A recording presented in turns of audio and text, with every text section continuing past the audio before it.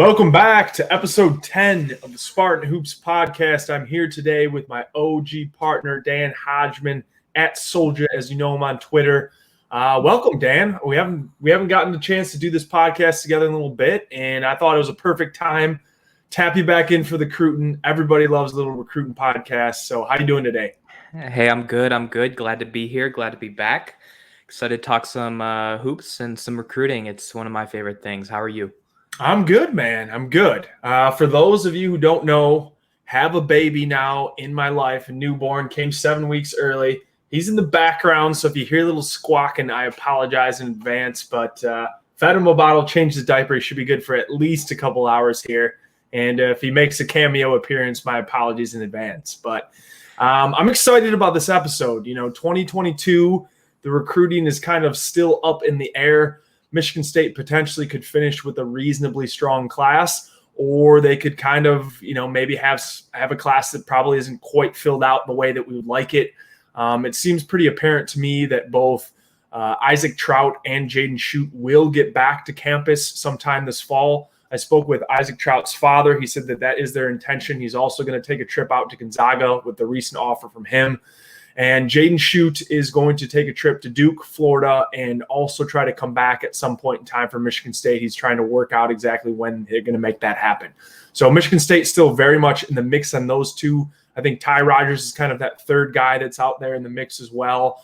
You land two of those three, I think you're feeling really good. You land one, you feel a little bit better. And if you don't hit any of them, then it becomes one of those situations where I was a little bit concerned about heading into this class in general. We didn't cast wide enough net, and now you're kind of left maybe scrambling a bit in the portal, and it remains to be seen kind of how Michigan State will approach that. Do you have any kind of thoughts just on the 22 before we head our view into 2023?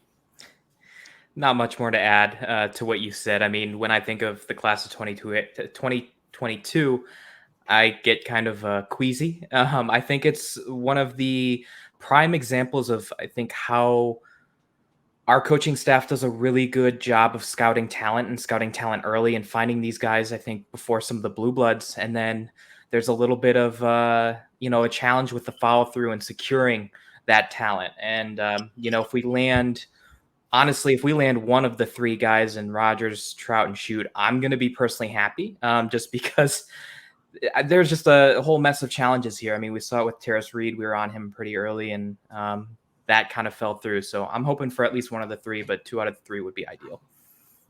I agree, and I think we'd be remiss not to speak on Trey Holloman. We haven't talked about him on the podcast yet. We obviously did a very in-depth breakdown on SpartanHoops.com of his game, did kind of a 7.5-minute breakdown of him.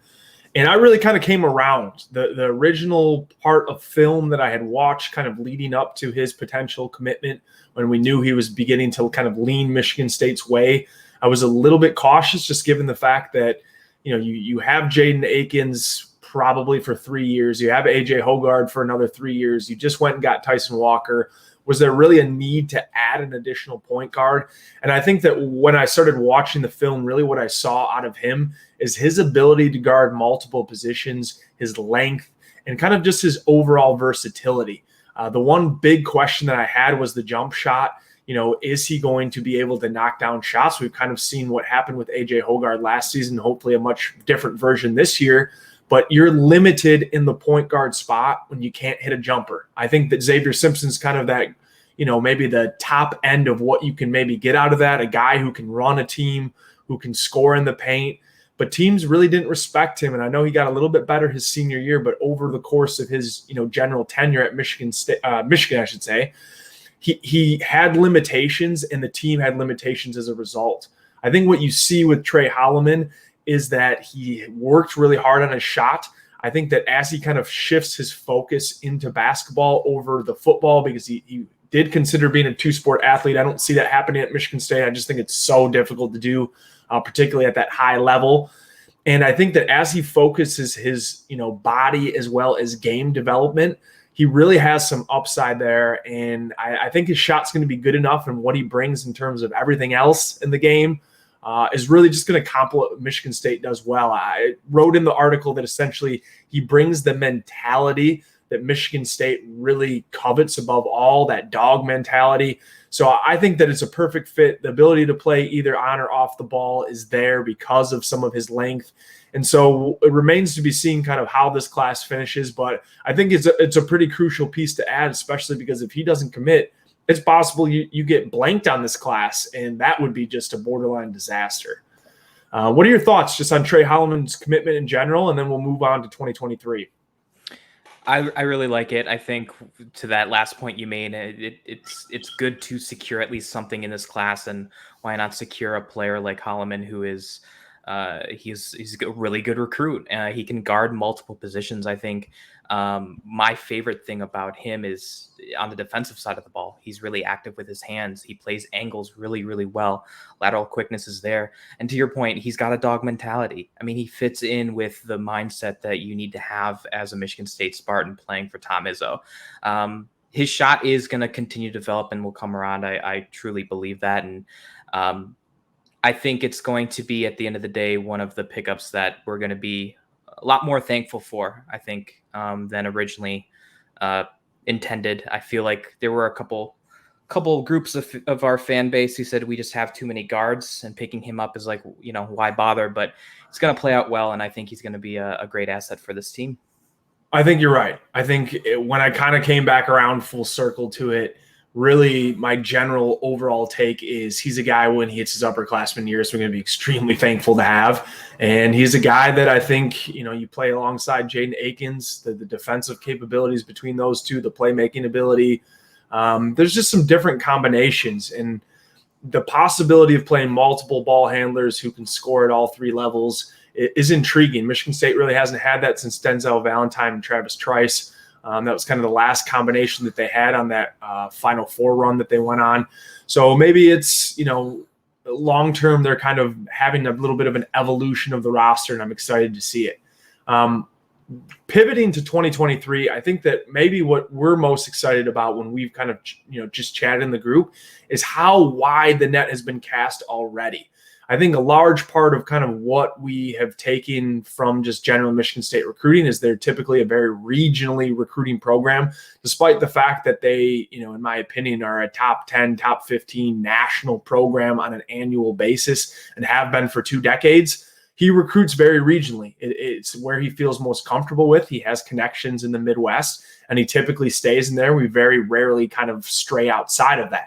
So sometimes when the crop of players within the state or within the surrounding areas isn't as good in a class, it suffers. And I think that to a certain degree, that is what we saw, in 2022. Well, 2023, I think, is off to a really good start. I think that the board that they have set up, the 15 guys that have, kind of some of the interest and offers for Michigan State are extremely exciting. And we'll dive right into the guards because we just spoke about it. There's a ton of them already on the roster. I think that probably you would be a little bit more selective, but there's 2 guys in here that, for me in particular, automatic takes. It's a no-brainer decision. If they were wanting to commit to Michigan State, you just figure out how they're going to work out at a later point in time. The first guy is obviously Braylon Green in that capacity. Originally playing at Ypsilanti Lincoln. I believe that was Monty Bates' former school before he, did the Ypsi prep and did all the hopping around. But Braylon Green is currently ranked 18th overall in ESPN's rankings. He's a 5-star in that. I don't believe 24/7 and Rivals have really caught up to this class. The rankings are kind of all over the place, and we'll discuss that as we go on.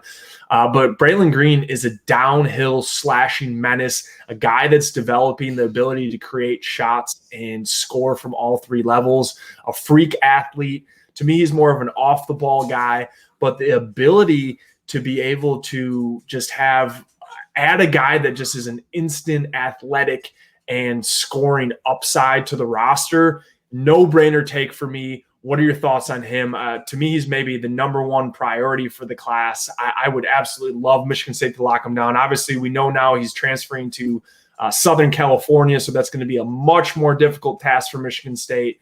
What are your thoughts on Braylon Green?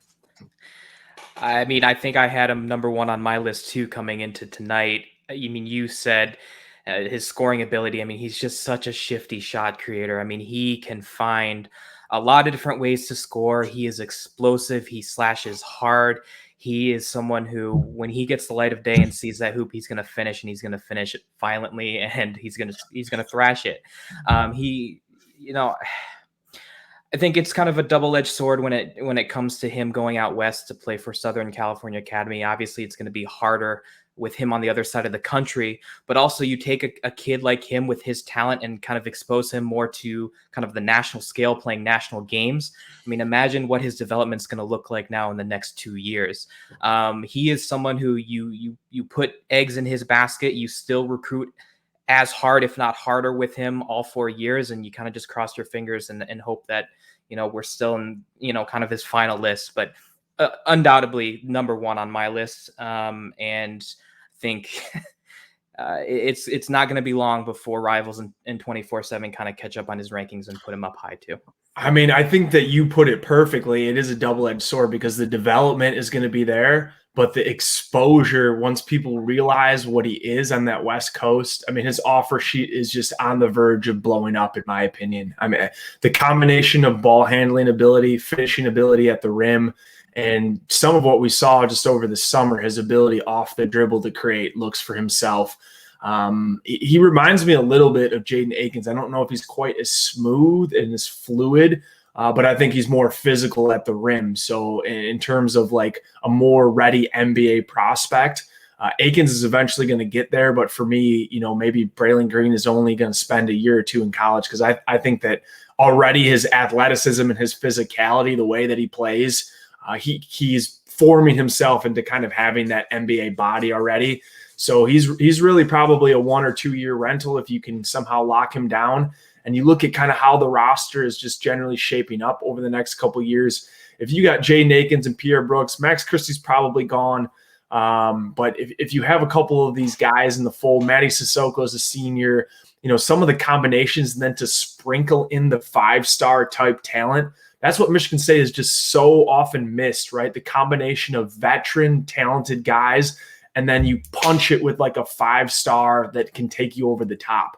And it just seems like they're always kind of missing some of that talent. They've had it in, spurts every once in a while, but it seems like they're just always 1 year separated from being able to put that all together. An addition of him for me would be exactly that, particularly with what's already laid for the foundation of this class.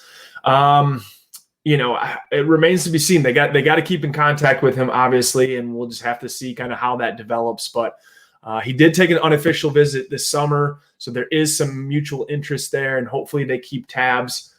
Just looking at his offer sheet right now, it's Kansas, Missouri, Alabama, Arizona State, Michigan State. So Michigan State, in my opinion, is really the best offer. If you want to argue Kansas is kind of coming back around the recruiting trail, you can argue that as well. I think that by the time it's said and done, he's going to have 30-plus offers. I think he's going to absolutely blow up in a year or two. Next guy on the list, pure point guard, Jeremy Fears from La Lumiere. Obviously, Jaren Jackson's old alma mater. Really, really, really like this kid. Ranked 48th overall in 24/7's composite. I think that's a pretty fair ranking. He's 6'1", 165 pounds, so he could add a little bit of weight, but he's extremely shifty, a good kind of sneaky finisher around the rim, a little bit more vertical pop than kind of his body belies. So when he gets to the rim, sometimes he can finish. Also a guy that came for an unofficial visit at Michigan State. They showed him just kind of on some open hoop runs. I think he was like catching a lob from Akins, and I was just like, oh, please, Lord, let this happen. Let this happen in the future. So he's a guy to me too. He's the second one for me. Yes, you probably have a bit of a log jam at it, so maybe he's not as interested in the program. But if you can get him on campus and give him an offer and see if there's a willingness to maybe bring him in the fold, he's a no-brainer take for me. I'm absolutely just enamored with his game. What's your thoughts on him and just generally what Michigan State, do you believe they should offer him sooner than later? Or how do you kind of see it with how many point guards are already in the fold? He may be my number 2. I think I'll still have him at 3 behind someone we're going to talk about a little bit later. He, like Braylon Green, is kind of I think people recruiting him should have the mindset of whether you've got one player on your roster in his position or you've got 10. I think it's, if you get the chance to recruit him and make his final list and have a good chance for him to commit, then you go all in on that, and then you figure out after that commitment how you can rearrange things. Because to me, Fears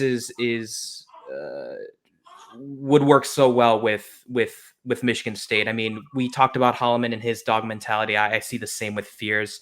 He's got a good balance of being a playmaker and being a scorer. You mentioned it too, like sneaky athleticism, especially vertically. And why not keep like the La Lumiere pipeline strong to East Lansing? I think the big thing for me is I don't know if you just mentioned this, but you had in our article, we had kind of stated he's got Kennedy Chandler vibes. Yeah. And that is to me kind of a no-brainer in terms of not only not only being an explosive scorer and playmaker, but fitting really well with the composite of the players that we're gonna have at that point.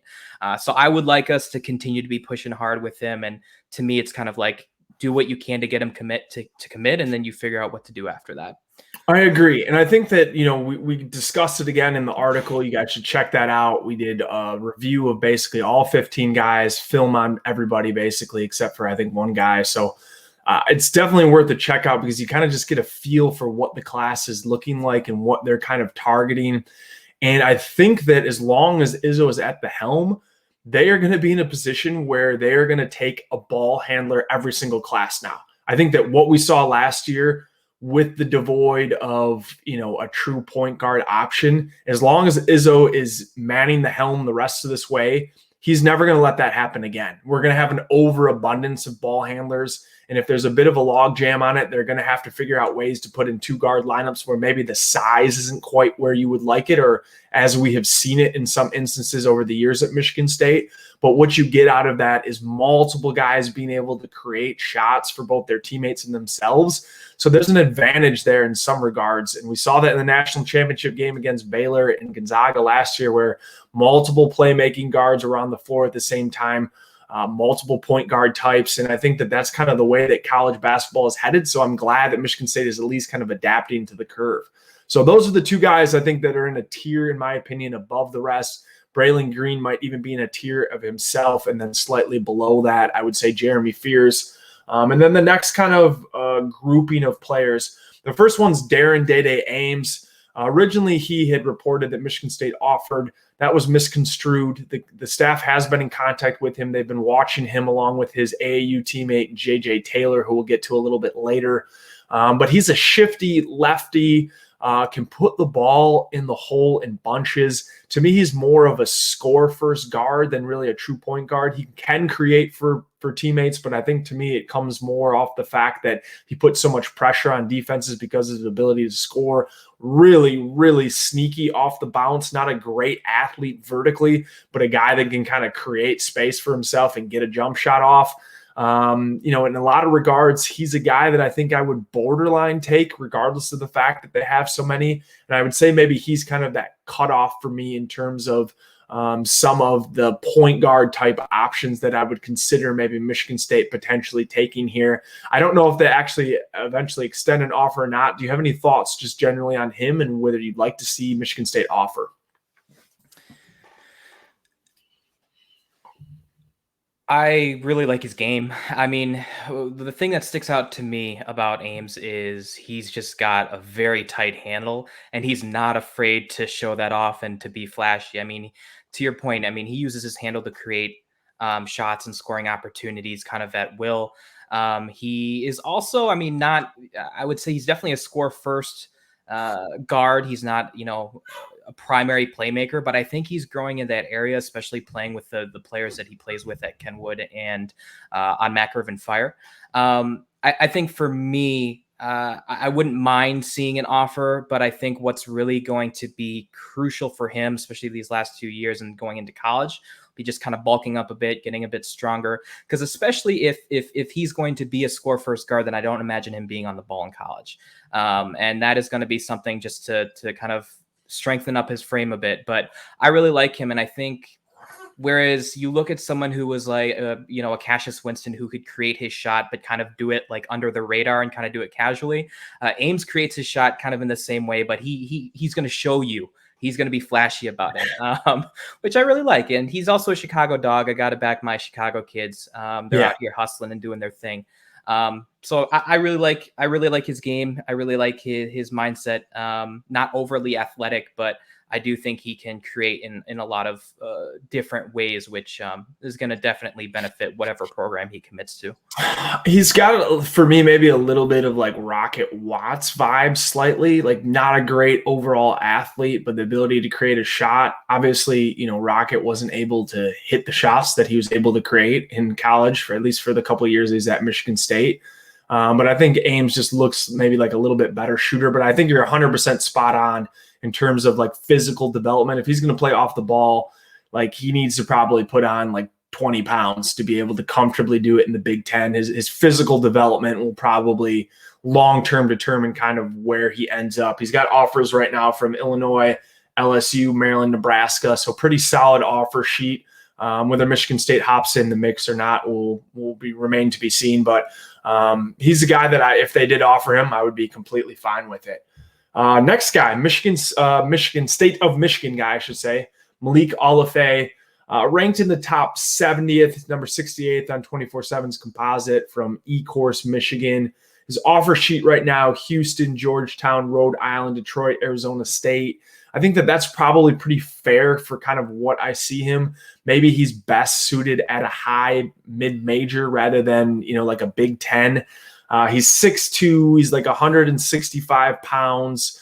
He plays on ball, but he's not overly athletic. I described in the article, I think that he kind of is a little bit of a poor man's Trey Holloman in terms of like his physicality, longer arms, kind of that same frame. I don't know if he has quite the same dog mentality or quite the same height or length as Holloman, but a really nice guard that I think, will be a nice Michigan product. I'm not sure if Michigan State will eventually offer or not. To me, he's kind of a little bit redundant for what they have on the roster. And if you're going to, take another guard, you want him to maybe be a little bit either shiftier or more athletic. He doesn't really fit either bill. He does a lot of things very well, but nothing maybe that is 100% right. What are your thoughts just generally on him? I agree. I mean, I think if an offer is going to come his way from Michigan State, it is probably going to be an offer after maybe we strike out on a couple of our other priority targets. And that's, again, no shade to him. It's just kind of how things have lined up. But I really, I agree with you. I think his overall game is just fundamentally sound. I mean, he does all of the things pretty well. And like, that's good for a lot of people, but I don't think there's one particular part of his game that kind of sticks out or can kind of push him to the next tier. What I will say is I do think he'll end up maybe at a high mid-major, and he's going to be the type of player come tourney time where himself can probably put together a run like a 6-0, 8-0 run against the top seed, and now they're in trouble. I love his attitude. I love his competitiveness. If you watch his film, he gets after it, and he's vocal about it. He's very emotional after scores and after making big plays, and I think that's going to be huge for whatever program he commits to. I love his length as well. I mean, he's really started to kind of utilize his long arms to play a lot better defense, to kind of be more of a disruptor. It's just unfortunate that he's kind of behind a couple of other priority players that I think Michigan State should have, on their list first. And then, Malik might be a little below that. Yeah, I think maybe if you're looking at kind of plan B takes, if you really want to guard, he's the guy that maybe you would consider. And that's not a slight on him. It's just, I think in terms of physicality, athleticism, you'd like to see maybe some growth there before an offer was actually extended. And that kind of takes us to the next two guys, both Sonny Wilson and Caden Brown, to me are kind of in that same boat, probably MAC or Horizon level players. Sonny Wilson's the UD product, and Caden Brown is from Marcus Bingham's alma mater at Catholic Central out in GR. Any thoughts on either of those two guys? I surprisingly, watching Sonny Wilson's film, really liked his game. I really liked his play. I do think, to your point, he's probably going to be ending up playing kind of on the MAC level, Horizon League, kind of tier, which, we pointed out in our article is not a slight at all. I think that's where his game is going to be complemented the most. I think his overall game in terms of the feel, a high IQ, good passer, solid playmaker. He's got a jumper. But I think when you look at his athleticism, that's probably where it's kind of a tier below. But yeah, that's just his game. I think he'll do well in kind of that mid-major level. I Caden think it Brown. would be a Oh, great one. I agree with you. Yeah. yeah, and Caden Brown, I think, is kind of the same way. I think he's got a good kind of mentality when he's out on the court. He's solid. I mean, he's solid overall. Just needs to.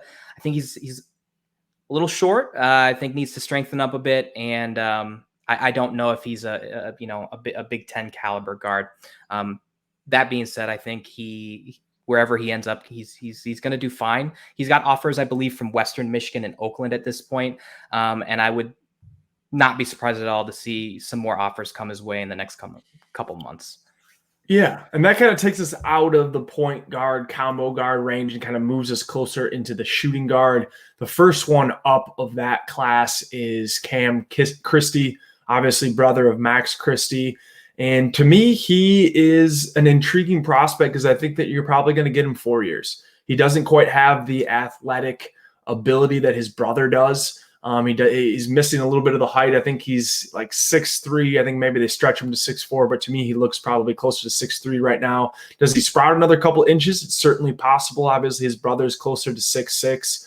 But I think that what you get out of him is a guy that by end of sophomore year, beginning of junior year, is going to be really, really good. And so the upside of a Max Christie is you have an instant contributor, but the downside is you probably only have him a year or two. Whereas when you get a product like his brother, there's somebody there that has a lot of the same qualities in terms of ability to kind of pull up in the mid-range, a really smooth jumper, some shiftiness, but he doesn't quite have the physical or athletic attributes that are going to instantly make him an NBA-type prospect. And so you have the ability to develop it. You get to see him during the course of 4 years. And for me, Cam Christie's an automatic take.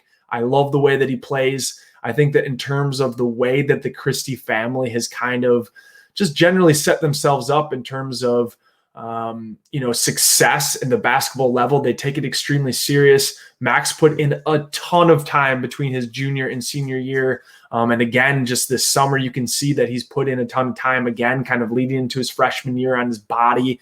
They have the work ethic, they have the commitment to it, and they have the love for the game. And I've always kind of liked just brothers because one game falls into the next. You see some similarities, but they're going to be able to be some of their own players. I think that Cam, for me, is an automatic take. He's unranked currently on 24/7, but I think that he eventually ends up probably a top 100 kid. And he's a guy that hopefully you can lean on Max to maybe say, hey, this experience has been great. Come to Michigan State and make it a family affair. So what do you think generally about Cam, and what would you like to see? I agree completely. I mean, this is a take. If he says, "Hey, I want to come to Michigan State," then you say yes, and you say yes because you're, I think, as a program, then investing in a 4-year player who's going to have major upside in his upperclassmen years. I mean, when we talk about the similarities he has with Max, I mean, it's pretty incredible to see, especially when you're watching his film. He is so smooth. I mean, he glides on the floor. He glides into his jump shot. He glides into, different areas to score. His I don't know. I don't know if I've seen prettier strokes than Max and Cam out there, and Cam does it effectively and does it incredibly well too, just like his brother. I do agree. I think the height differential might be a bit of a snag if you're a recruit looking at him. And then I would also say just some of the strength. I mean, he has a lanky frame, but that's kind of where Max is at too.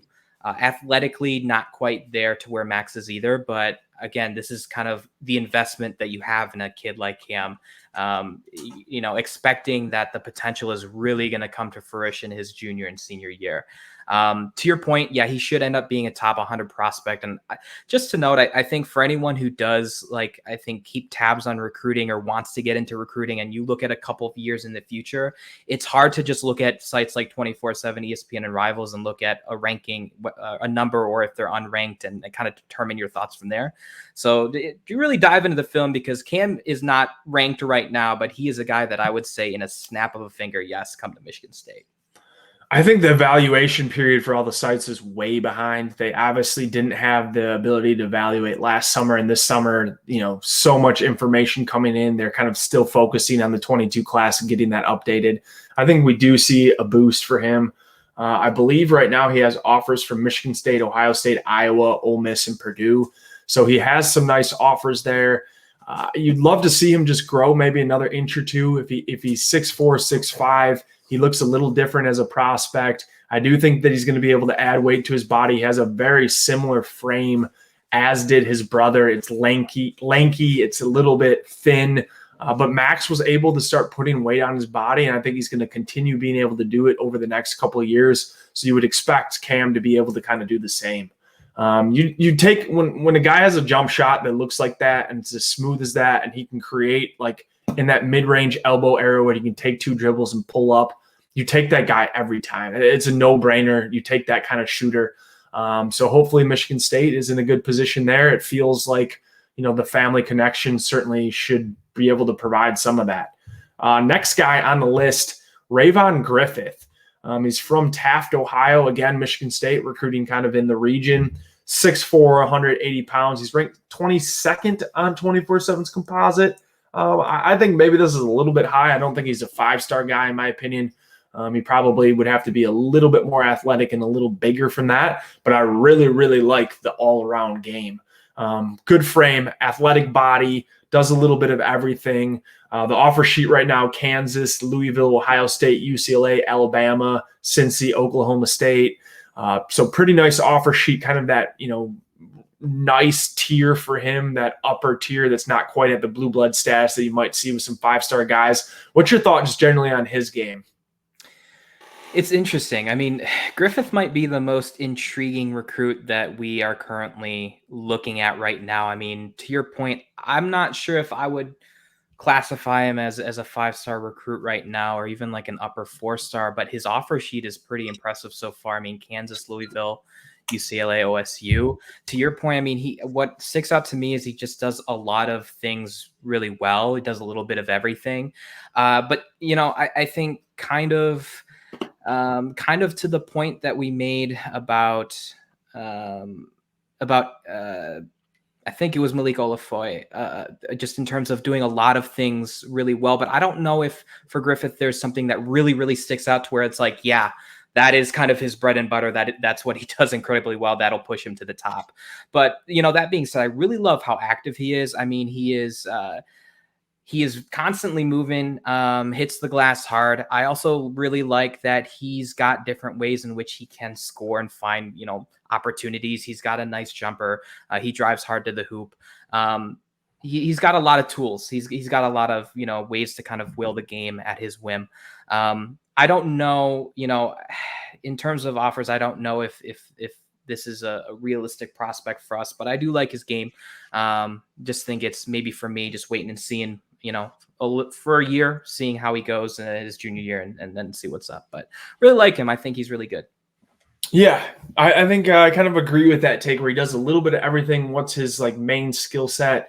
Pretty nice jumper. Like that he's cutting, he's active. Again, if he's going to play off the ball at 6'4", is he physically and athletically at that level to be able to do that? I guess that remains to be seen, but I would be happy if they offered him. I don't know kind of what their status is generally on him, but I know that he's been on their radar. The next guy is Tayson Chatham. He's kind of a combo guard. He plays a lot on the ball, so maybe he should have been slid up into that other discussion kind of with those other guys, but 6'4", 175 pounds. He's hailing from Minnesota, Totino Grace. Offers from Louisville, Iowa, Iowa State, Marquette, Minnesota, Nebraska. So getting some of that Midwestern love. They got him at 29th on 24/7's composite. Again, he projects maybe to me closer to like a top 50, 60 kid, maybe rather than, like that 5-star fringe type kid. So I think that they're going to have a little bit of adjustment on that. I just don't know if physically or athletically he's quite there to be kind of putting him in that like sub ranking up that high. But nice jumper that he can get off the dribble pretty comfortably. If he's a guy that can kind of be a secondary ball handler with a lineup, then you really, really like it. Because if he's capable of playmaking at the college level at 6'4", you can put him on the ball in spots, but for the most part, he's a secondary off-ball creator with a guy who can create his own shot, particularly from 3. I think that you really like that. He's an intriguing prospect to me. I like getting in on kids that have good, not great offers. That's kind of where he's at with that. So if Michigan State does particularly like this kid, I think that they should get in earlier because you put in some of the groundwork. You're the better offer for a long period of this time. And then if he kind of blows up, at least you were there for a while before it happened. It doesn't always work out. I mean, that's kind of what happened with Terrace Reed, but a lot of instances laying the groundwork early and establishing the relationship helps. Do you have any thoughts just generally on him, either physically or part of his game? I just really like him, and add this, add Chapman to the list of talent coming out of Minnesota, because when I started following basketball, I didn't think of Minnesota as kind of a state that produces a lot of good talent. But then you started to see players like, a Tyus Jones. You started to see a lot more players out of Minnesota coming out, and Suggs, Holmgren. I mean, it's pouring out right now. right, Trey Holloman, got to give a shout out to our guy for sure. and it's just I think his game, to your point, fits well with, I think, how he can play at Michigan State. You can play him on the ball, you can play him off. I think he's versatile in the types of rotations you're going to be putting him in. And I mean, knowing Tom Izzo, knowing Michigan State, the number of rotations we have, I think that is going to be a help. But I think overall his game is incredibly efficient. I think that's what I would like to say. I mean, he's got a good jump shot. He's got really good handles. I think he controls the ball well. He looks comfortable out there too. I mean, he's composed, and honestly, I think there's a bit of maturity to that. You are right. I think, working on his body a bit, I think athletically is maybe something that, is developmental area for him. But I think if we're going to be recruiting Chapman and looking to throw our hat in the ring, yeah, why not do it earlier, or I guess sooner rather than later? We would definitely be the best offer he has at this point. And I think it'd be well worth our time to see if we can get a player like him. I think he'd be a really good fit. I agree. So moving to the wings and forwards, kind of out of that guard realm. Again, just looking generally at the guards, they probably need to take at least a shooting guard. If you don't land Jaden Schutt in this class, you need to add another shooter on the roster. So you hope that you can take that. Obviously, Braylon Green for me, as we discussed, the guards probably number one.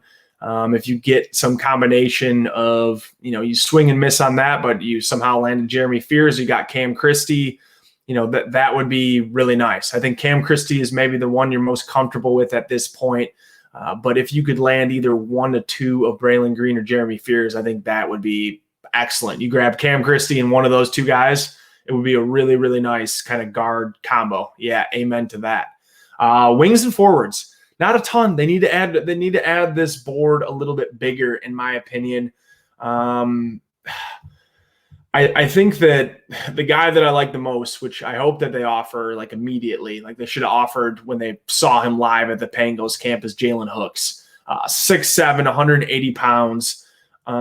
We cut some of the film just from Huddle because it wasn't readily accessible, and we put up there on the YouTube.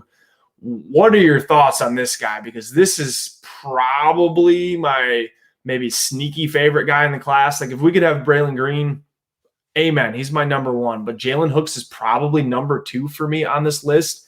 I don't know how long it's going to take him to offer, but I just pray that it's like immediately, because I think that he fills so much of a need for what Michigan State has liked to do with kind of their forwards and wings.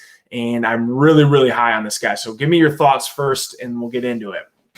Yeah, I mean, I laughed a little bit because I saw his name pop up on my list, and I was like, we were talking about Jeremy Fears, and I was like, he might be my third. I think Hooks is my second.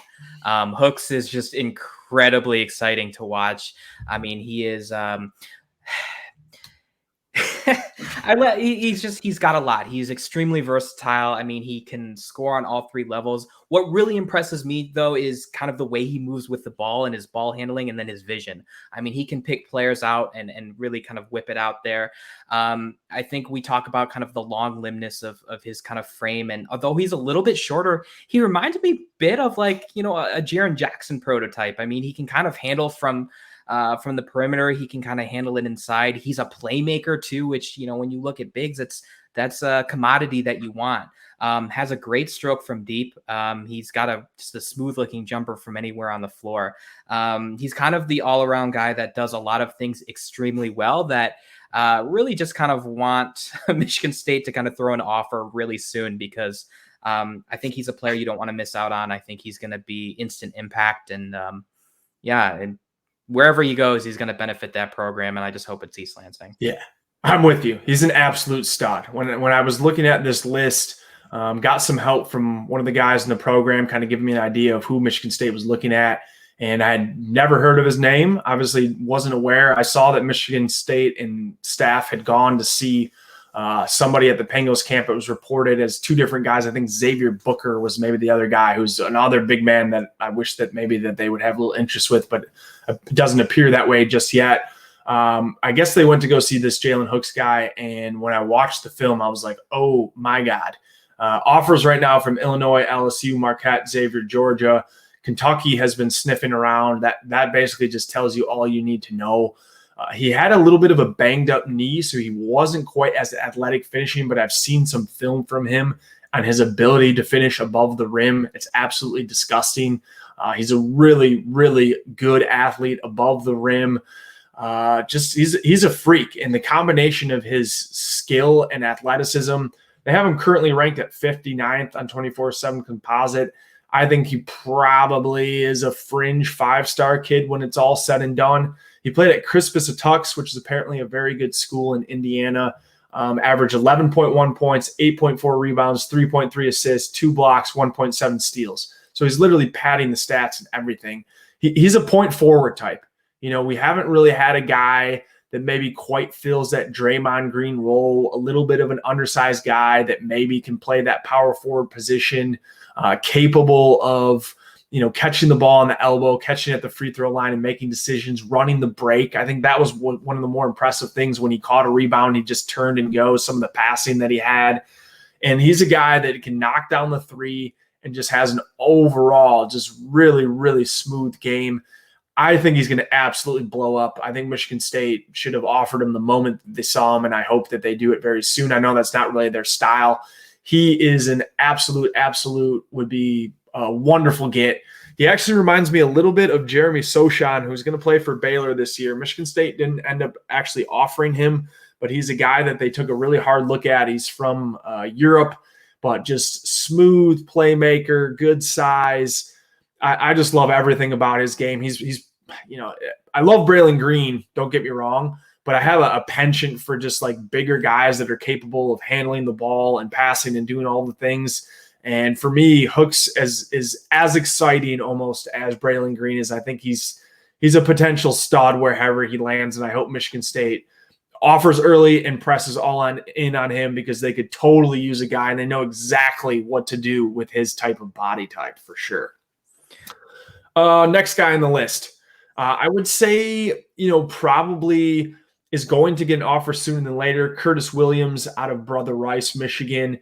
He's currently ranked 35th on 24/7's composite. Way too high, in my opinion. He was a 5-star at some point in time. And I just don't know, sometimes when these guys do these rankings, it almost like hurts the kids because he's ranked so high to start. And then you kind of look at the game and you're like, top 75 kid, really nice player, but it doesn't have near the athleticism or the ball handling ability to have him anywhere near, you know, like a fringe 5-star kids. I think that's really doing a disservice to him. But he's a guy that I like. Offers right now from Maryland, Alabama, and LIU Brooklyn. I think that kind of tells you that maybe the ranking's a little bit too high, at least as of now. What are your thoughts on Curtis? Obviously, kind of in our backyard. I personally am going to go see him live this year because I want to make a proper assessment of his game. But what is your just general overall thought on him? Yeah, I was about to say, when you look at a player's rankings and then you kind of align it with the offers, and if it doesn't fit, there's some sort of misalignment. Because I saw his ranking at 35th, and then I saw that it was Maryland, Alabama, LIU, Brooklyn, and you know, interesting to see that. But all that aside, I mean, I think he's a decent player with decent game, and I'm actually really intrigued to kind of hear more from you when you see him live. He is. It's intriguing because I think that there's film that I've watched of him where he looks to be more of a dominating type of player. You know, positionally does really, really well, and then there's some clips where I think he's a bit slower on his feet. I think he definitely could stand to kind of strengthen his body up a bit more. But I think overall he's pretty solid. I would just like to kind of see him kind of develop a kind of more strength just to his body, I think, to be a little more dominating, especially down low, and to be more consistent. I think, at least with the film that I've watched, it's just kind of kind of a crapshoot in terms of what you're going to see and what you're going to get. So, hopefully these next couple of years, that's something he can kind of put together. I agree with that. I think the first thing that I saw is like long-limbed, pretty reasonably broad shoulders, a guy capable of probably putting 10 or 15 pounds on his frame, maybe even 10 of it like into his upper body. I've seen some film to me where he looks like he's in pretty good shape, and I've seen some where he's looked a little doughy. So to me, like that's got to be a commitment to it. If you're going to be, a Big Ten player, a high D1 player, you really got to make that commitment to your body. So that's not, I wouldn't say a red flag to me so much as like make the commitment now. This is your time. This is kind of, you're coming into the season. This is a very big spot. Obviously your junior year is kind of where it starts coming together. So I would like to see him take the strides there. A guy that can shoot in bunches, doesn't need much space to get off his three. Again, it's a little longer. He's 6'6", like 180 pounds. I think that he probably could fill out. Oh, they have him at 205, actually. I'm sorry.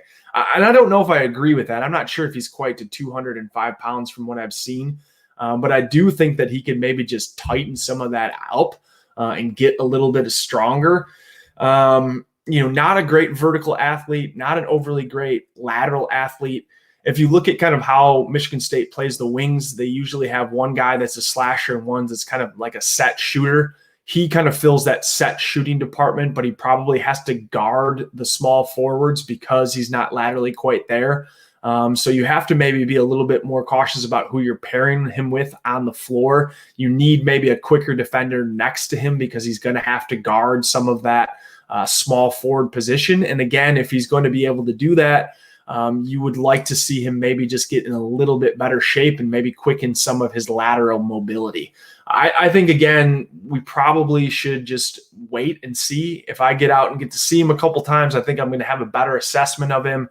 But I think that he's a guy that, from what I've heard, is a fan of Michigan State, grew up as a Michigan State fan. So if they do agree that he is a guy that they want in the fold, I think they could be in a very good position. And if you end up landing a Cam Christie and a Curtis Williams in this class as kind of your two wing pieces, I don't think it's a home run, but I think it's an extremely solid, double.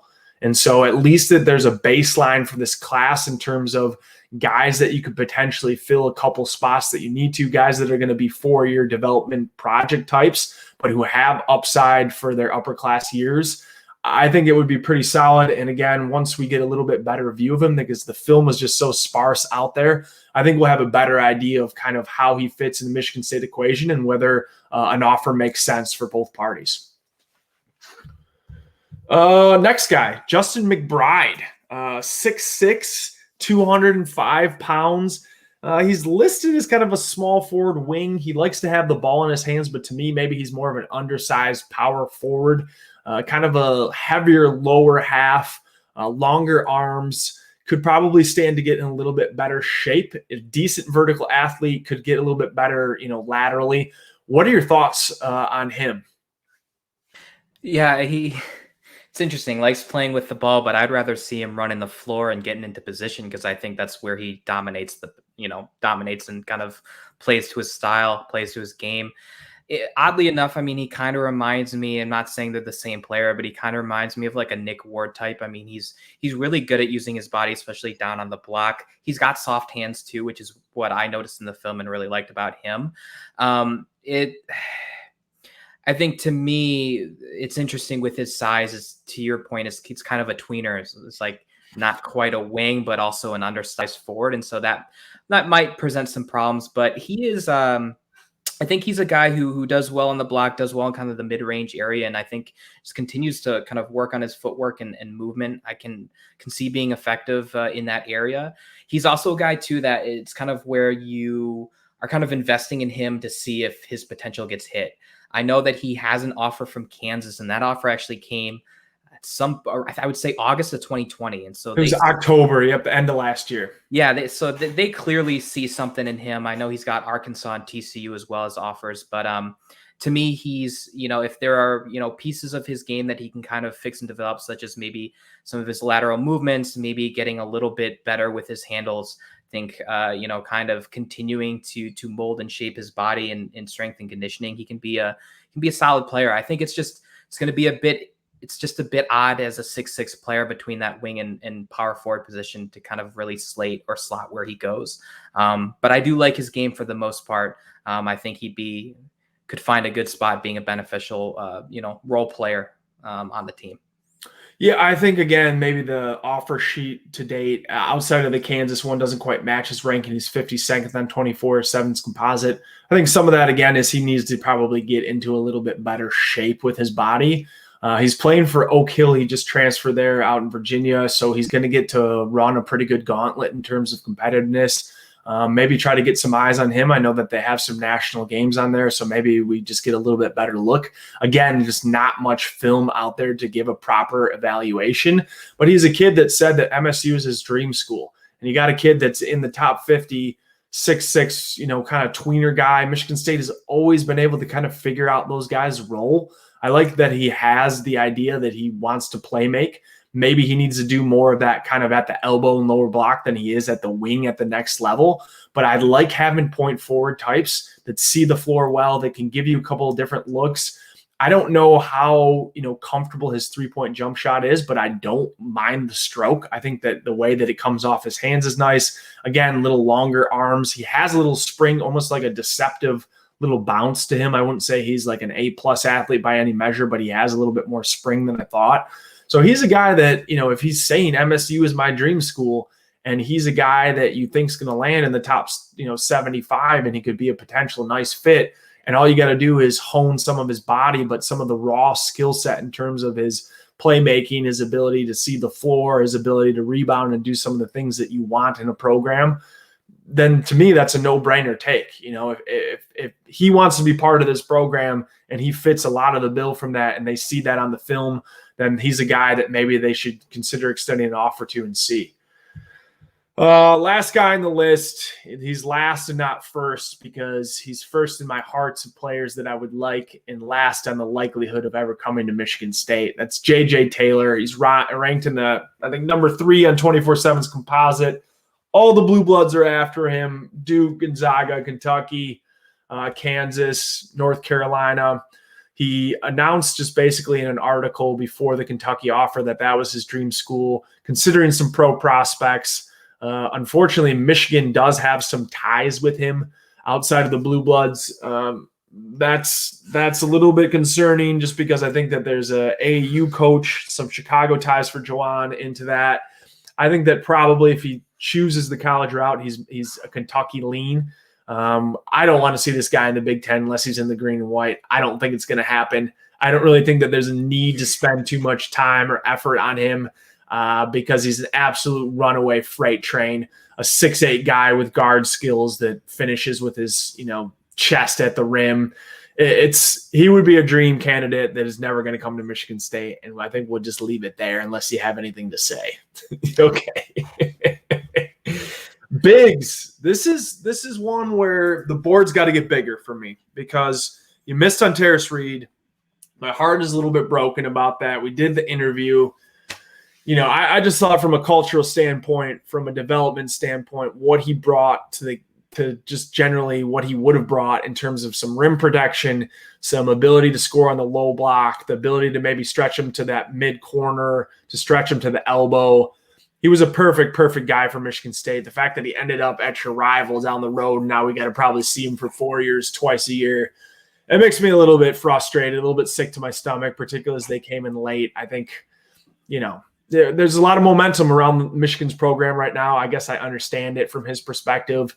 I also think that he's, potentially in jeopardy of being over-recruited, as soon as the same class as him, because I think that if they're devoid of center options, they will maybe try to go and pluck a guy that's a little bit more impact ready from day one. Not that he can't be that, but I think that every year there's going to be high 4 stars, 5 stars that are going to consider coming to Michigan, especially after what we've seen from Hunter Dickinson. We see, Diabate coming there. Maybe he stays an extra year. So it's highly possible that Reed is going to be fighting his whole career for minutes. And Michigan State just typically doesn't do that, in terms of what the center spot is. When they have a good center, they usually groom them. They have a couple in the rotation. Obviously, we had 4 last year. None of them really carved out a role. But when they find their guy, usually he's a 25 to 30-minute night guy, and I thought Reed could have been that. It is. The ship has sailed, so there's nothing I can do, or say anything about that. But in terms of what Michigan State needs to fill, I think that because they've missed on their centers, you have Matty Sissoko and you have Julius Marble in the fold. I guess, it's possible Marcus Bingham could come back for another year. I don't personally see it. I don't know how you feel about that generally. But I think that it's possible Michigan State could go out and maybe even pluck a transfer center next year. If they don't do that, they absolutely need to get a guy that is not only ready to contribute immediately, but is a guy that is going to be here for a few years, because you need to reestablish that foundation of the position. Two guys on the board that they've offered now. The first is Owen Freeman. The second was just recently, earlier this week, and that was Austin Parks. Why don't I let you start, because I'm talking for a minute here. Which of the two would you prefer to see in the green and white, and give me just an overall of the player's game? I think for right now, would probably take Owen Freeman. I think to the point of being a solid 4-year big in the program, but also I think having more immediate impact. I really like Owen Freeman's game. I think he does a lot of things really well. He moves for his size above average. I mean, he's movement is good. I think offensively, you look at his footwork, you look at the way he can be an effective pick and roll rim runner. I think he is deceptively, I think just a better finisher, or I think stronger finisher than you'd probably assume. Does really well down in the low post. I think he kind of goes and garbles up rebounds as well. I mentioned his footwork, and he's decent from other areas in the floor too. Above average passer. But to me, it's really kind of the immediate impact that he can bring. Also kind of with the intention of him being a 4-year player. I mean, we mentioned it too, kind of has the ability to be a solid defender, kind of be a reliable rebounder. I would like to see him, I think, as we've said with a lot of our recruits now, kind of continue to bulk up and to continue to add strength, add some pounds to his frame, and that'll come in due time. But it definitely would be a good pickup. I mean, he's got some good offers too. I mean, outside of Michigan State, he's got Illinois, Indiana, Iowa, Ohio State, Purdue, Wisconsin, Butler, seemingly the entire Big Ten. Midwest. Yeah. So I definitely think he's a guy that you want to be going after. And out of the two, I would prefer him. And again, that's nothing against Austin Parks. Austin Parks for me is just someone who is, I mentioned it, you just kind of want to wait and see maybe a year. There's kind of a lot that you're investing in his potential right now. But what I do like about Austin Parks is that he is a 6'10", 240-pound, like big bruiser. He's got very wide shoulders, a strong upper body. When he gets in spots that he's comfortable in, whereas kind of around the block, around the elbow, I think he has opportunities to kind of do his thing and get buckets. He's also, I would say at this point, a pretty ferocious rebounder. He moves pretty well too. But I think in terms of immediate impact, there's still some things that you're kind of waiting to see from him. I think especially kind of around his footwork can be kind of slow in that regard. And then defensively just needs to kind of pick up his lateral movement a bit, but nothing against him. I think he's got a decent game too, and a pretty solid offer sheet to date as well.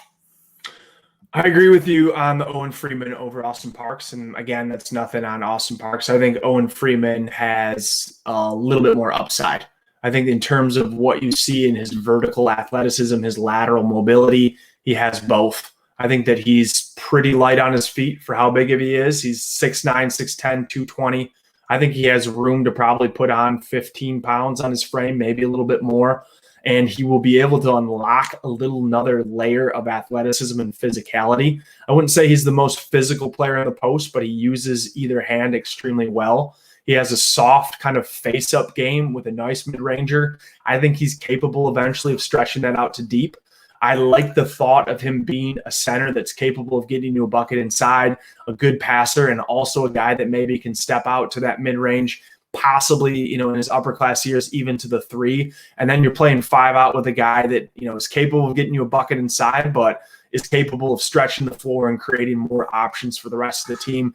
I think that he's probably more ready to make a longer term impact than maybe Austin Parks. I think Austin Parks has an extremely safe floor in terms of what he is physically. He's a big boy. He's just a big, strong guy that you know is going to rebound, that you know is going to be able to get you a bucket or two on the block.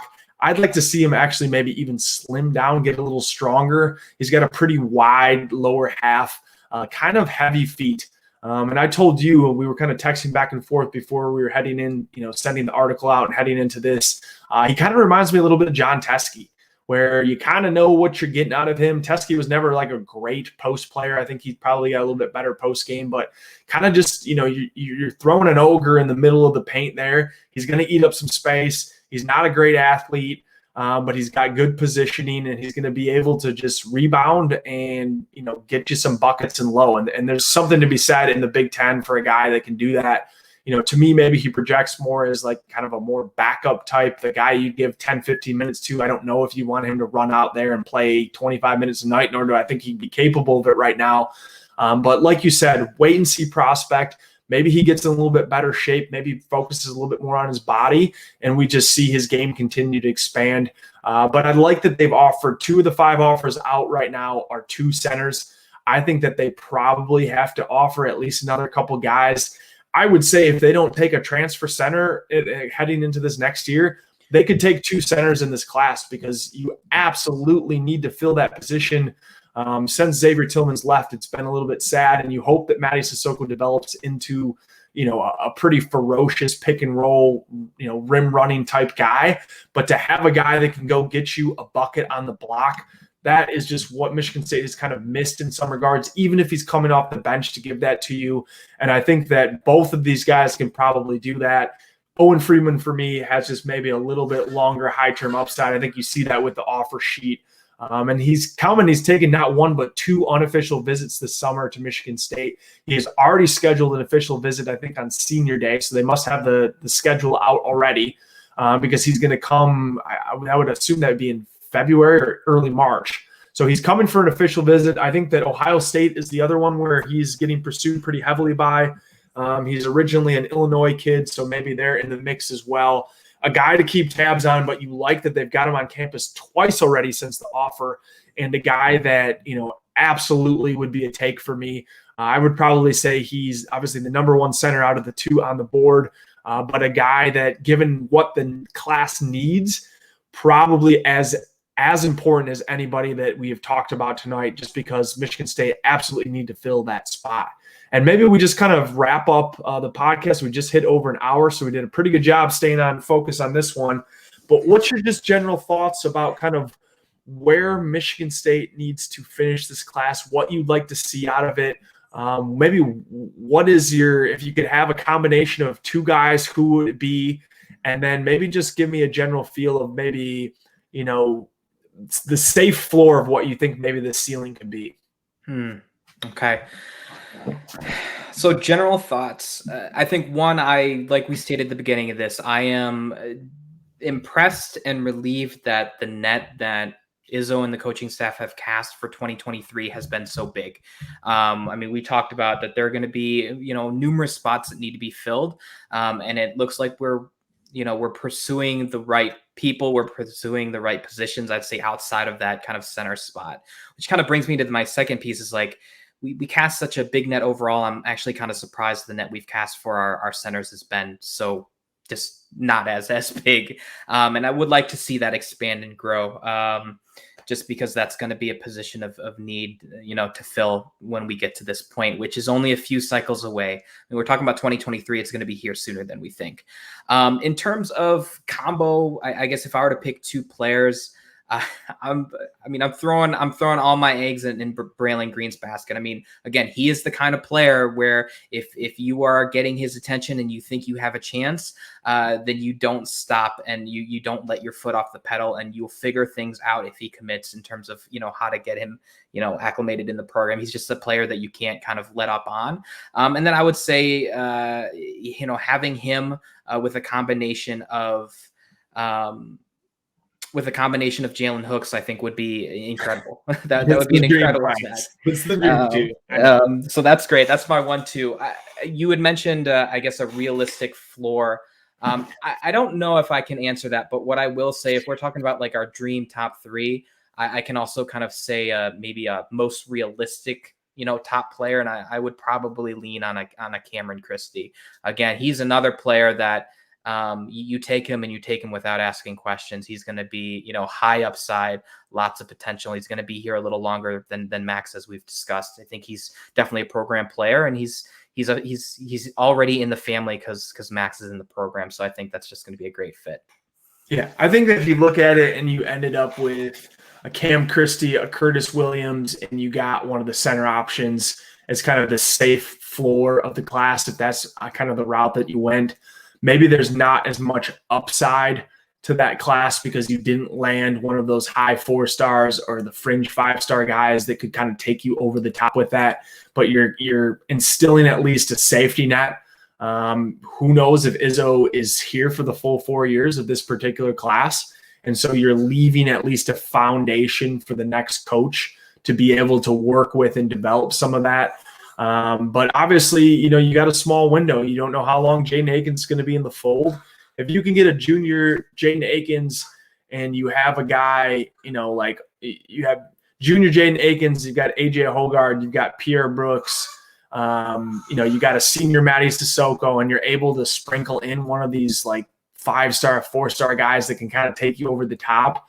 Then you're talking about potentially pushing yourself into a position where maybe if you hit the portal and you add a couple veteran pieces that you're capable of actually making another run at a Final Four, kind of that, the window for Tom Izzo for however long he's going to be here, which we don't know. I think, between the two of us, I think it's probably, I'd like to believe it's 3 to 4 years at least. And so if you're trying to make at least one more Final Four, one more push at a natty, then you have to kind of swing for the fences a little bit, try to land at least one of those two guys that we talked about, Braylon Green or Jalen Hooks. But if you don't, the fallback on it for Cam Christie, Curtis Williams, and even a guy like Owen Freeman, who I think has some upside in that. I think that would be a really nice class. I think it would be a, kind of bread and butter type class. And so we'll see kind of just as we're heading into fall, I think the board will continue to expand the fact that it's already – roughly 15 guys, maybe not all of those guys are serious look-ats, but they're taking a peek at basically everyone in state. And they have a decently wide board already. I think you'd like to see maybe another winger forward that's a realistic upside guy kind of get mixed in there, as well as another center or two. But I think that the guards that have been offered, or at least there's some interest in, is pretty good. I think that there's a good mix of solid floor as well as upside in that. So for 2023, if this class for 22 doesn't finish quite the way that you want it, remains to be seen what's done in the portal. But I think 2023 is off to a much better start in terms of spreading the net, kind of taking a wider look at the guys in the Midwest that potentially could be really good fits for Michigan State. And I think overall, you got to just be happier that, they're still recruiting hard. It's not going to be for a lack of trying that they don't land a Jaden Schutt or an Isaac Trout, possibly Ty Rogers. It just maybe ends up being that, the program fit for them seems to be a little bit better elsewhere. And at least in this program, if you're looking at the top options that we have, there's plan B options like we talked about, and they're pretty decent plan B options. It's not like this season where, okay, here's your plan A options, and then what's after that? And there really wasn't anything. And Michigan State kind of, again, just got put in a spot where they're in very tight recruiting battles on all three guys. And it wouldn't surprise me if they landed 2 of them. And it wouldn't surprise me if they landed 0 of them. So I don't know. Final thoughts, Dan. I mean, you said it. You summarized that real well. But I think if you're a fan and you're looking at this 2023 class, I think just be happy to where we're at right now. I think we're in a good spot, and it's definitely better than we've kind of been at this point for some of our previous classes. And I do think you make a good point that it's worth reiterating. I think we get very caught up in recruiting, especially when a kid doesn't come to East Lansing. You can point fingers, but I think it's not things like that happen not because of lack of trying and kind of the lack of effort on the coaching end. It's just sometimes that's just the way that things go. It happens. But I'll say it. I mean, it's very exciting. I would just say keep your eye on this class, especially there are going to be more people that pop up in terms of people we're interested in. I would say count on a couple more offers coming in the next couple of months, especially as we get closer to the season. And it's kind of, just to buckle up and ride, because we don't know how long we're going to have until kind of Izzo says, I'm done. It could be 3 years, 4 years, could be a little longer, but we're getting to that point in his career where it's like, it could happen sooner than we think. So just cherish it and enjoy it. And hopefully we got some exciting times ahead. All right. Well, that's the wrap on episode 10. We get a little recruiting for 2023. Stick with us. The season's around the corner. It's not that far away. Football is almost in the air. I mean, we're less than a month from that. And once football kicks off, basketball comes just rapid fire quick. Michigan State's kind of starting to fill out some of their schedule. We'll be keeping updated on that as we fill some of the pieces. Really exciting start. The battle for Atlantis. Obviously, the Champions Classic, you're going to see a top 5 team. You're going to see some, top 10, 15, 25 teams in the battle for Atlantis. So Michigan State's going to be tested early and often this season, as is typical with the schedule that he usually puts together. Excited about this season, excited about what potentially could be landed for 2022. And I think, we can feel a little bit better about the position that we've at least initially started in for 2023.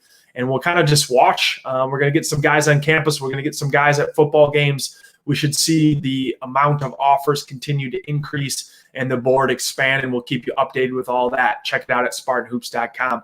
I'm your host, David Klein, for Spartan Hoops, and my co-host, Dan Hodgman. Take care, my friend. This was fun. Have a good one. Go green. Go green.